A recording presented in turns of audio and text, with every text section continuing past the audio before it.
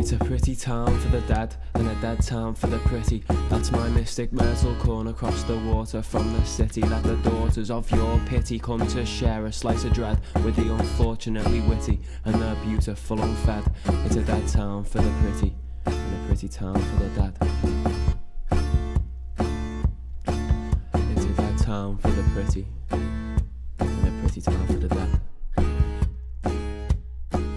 Where the thought of getting even seems to torture every season for the men whose springs are flowerless and autumns overeaten by the dumb domestic wake of summer's seemly winter fate. The sky cannot meet such demand to breathe light over Myrtle sand, for if the clouds can have their ways, most of her land simply graze.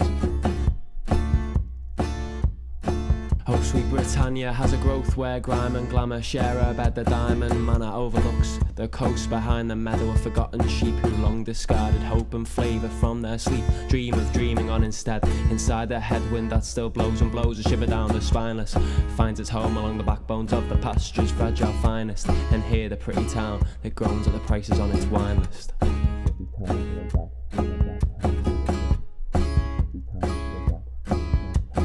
Heights were hit on bikes to grit, the night nurse was astounded. And if the days got far too slow or all that grit compounded, we greased these streets with kerosene to help us get around it. And we always left the bowling green twice as happy as we found it. There lingered black reflections fractured on the road, and in between the crevices the morbid morning flowed.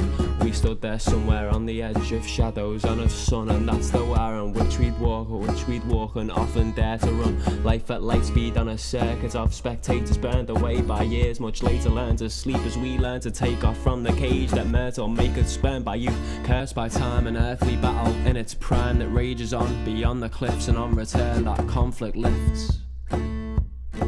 And though she flirts with mysteries, there's more to Myrtle's inconsistencies. Her grass, her trash, her changing breeze, then comes her tease, her greeting eyes. There's something in her blemishes that says a lot about our lives and how we float around, and sometimes strike it lucky in the process, reminding us not all can share the juice of human progress. She helps us find that peace of mind, that death is not an ugly end, and beauty may be fast to drive, but it cannot take the bends. Myrtle Corner may be fine, in her way she makes amends. A pretty town for the dead.